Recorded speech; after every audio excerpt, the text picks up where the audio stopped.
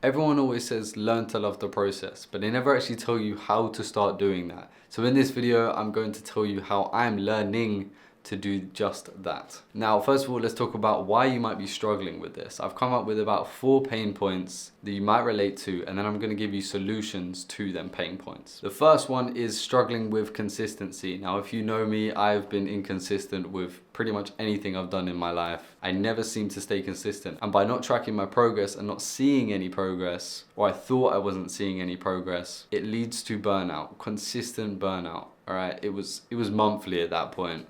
Number 2 is focusing on the end result. Now, I've made big ambitious goals in the past of like retiring my mum in 1 year, making a bunch of money in a year, you know, all these big result-based goals. And when I don't have any milestones, or I just focus only on trying to retire my mum, or only on the money, only on this and nothing else, which leads to everything feeling out of reach, you know. And I feel like even the small wins they're nothing because I'm just focusing on that end result, and it demotivates me. Number 3, comparing with others. Now, I've done this plenty of times again.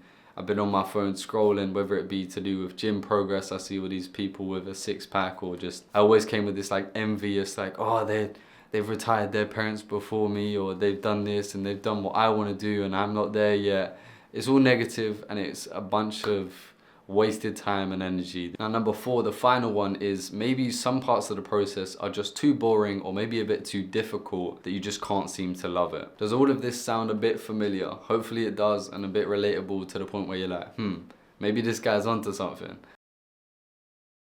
To battle the struggles of consistency, I focus on daily to weekly inputs.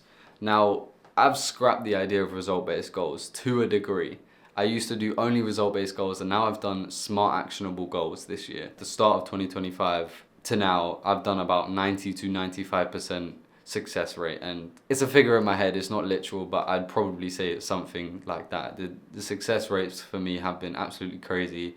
Progress and consistency has been a lot better as well. Crazy, highly recommend it. I've made a video going more detail about this topic on the screen or down in the description. And actionable goals are pretty much shifting from the end result to things that you can control, like your effort, how much you put in, focusing on consistency rather than the end result, like followers, where you can't control how many people follow you. You can't force people to follow you. So I focus on how many inputs I can do to get to my goal. So say, for example, I want to do this full time, right? In order to do content full time, I need to make goals to stay consistent, to then make money online, to get subscribers, etc. So I focus on trying to post 3 times a week. And a top tip for you guys would be doing it on a whiteboard or paper, or even on an app. I do out of 3. So I do, for example, if I'm going gym 3 times a week, or whatever the goal is, I do out of 3, or out of how many times you want to do something per week.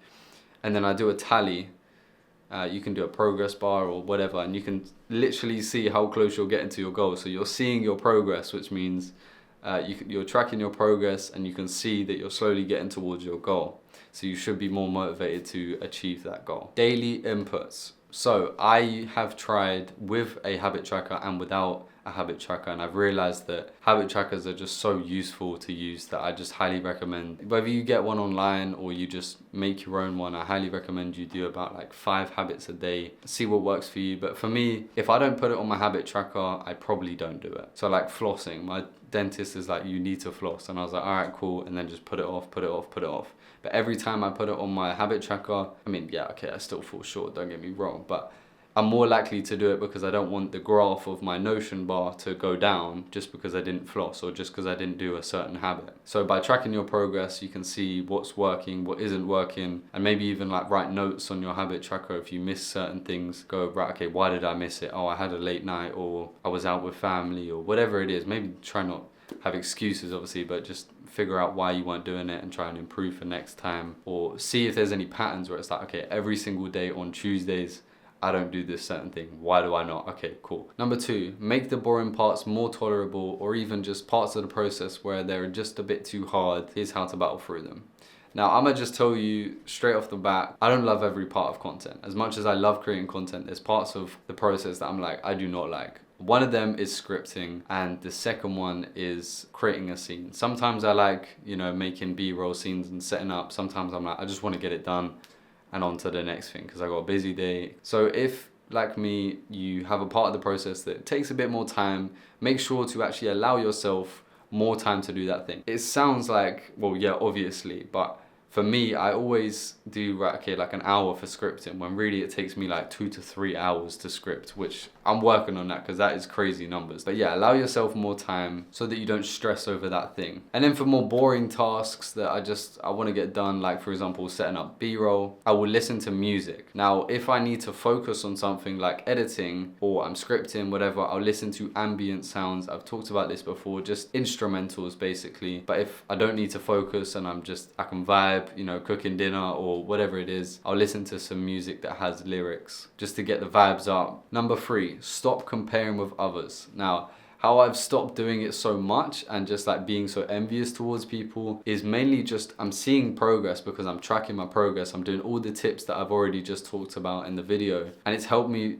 look at these people when I'm watching some content, whether it be on YouTube, Instagram, whatever, and I'm actually more inspired rather than envious. And then the other thing is learn to be a beginner. Now I know this sounds crazy, I talked about this in another video, but learning to be a beginner and knowing that even though you see these people do crazy edits or whatever industry or whatever thing you're doing, you might look at someone and go, oh, I wish I could edit like them. I wish I could do what they do. I wish I had their physique or whatever. You center your focus on, I'm a beginner, right? So if I go to the gym and then I have one session, that doesn't mean I'm gonna walk out with my dream body. No, I'm a beginner, I've got to learn, I've got to be patient and know that in time, by trusting the process, I'll get to where I need to be. Now, I'm gonna leave you with a quote that my friend Ken told me about, and it's by Alex Hormozy, which is, the goal is the journey and the journey is the goal. Have a good one, peace.